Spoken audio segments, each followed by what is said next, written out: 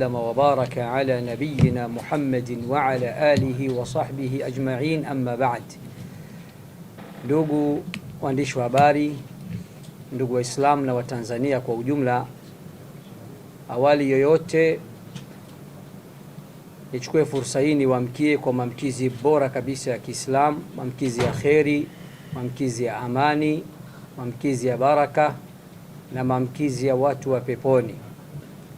Kwa Kiarabu niwaambie assalamu alaikum wa rahmatullahi wa barakatuh, na kwa Kiswahili niwaambie amani ya Mola iwe juu yenu. Karibuni sana hapa makao makuu ya Al-Hikma Foundation.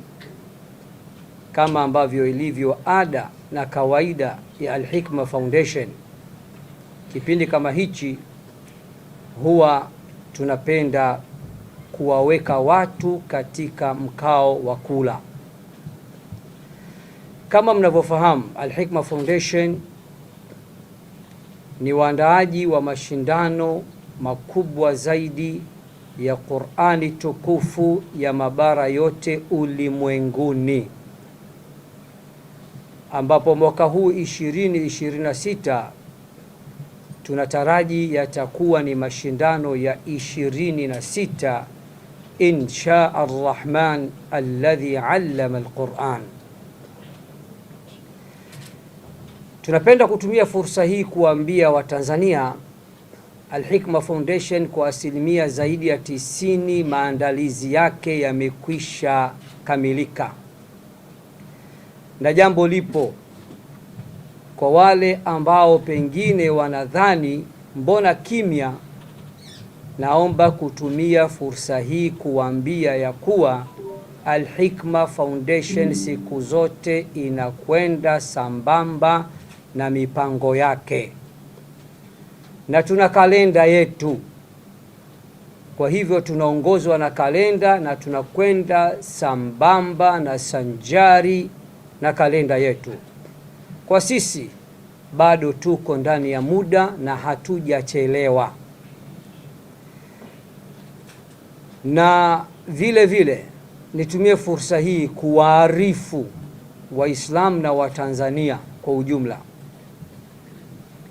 mashindano makubwa zaidi ya Qur'ani tukufu ya mabara yote ulimwenguni safari hii rasmi yatazinduliwa tarehe 1 mwezi ujao, mwezi wa pili mwaka huu 2026 insha ar-Rahman alladhi allama al-Qur'an, ambapo mgeni rasmi atakuwa Mheshimiwa Himedi Suleiman Abdullah, makamo wa pili wa rais Zanzibar.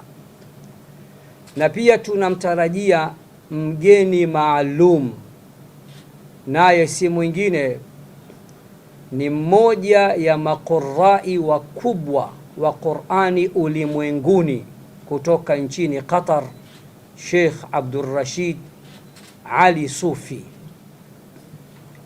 Kwa hivyo mara baada ya kuzindua mashindano tutafahamu rasmi sasa mashindano yatakuwa tarehe ngapi, mwezi gani, na mgeni rasmi anatarajiwa kuwa nani.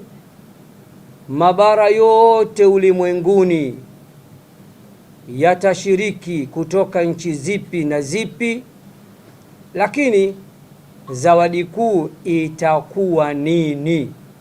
Hayo na mengine tutaelezana tarehe 1 mwezi wa pili ndani ya tukio adhimu, adimu na muhimu, tukio la uzinduzi.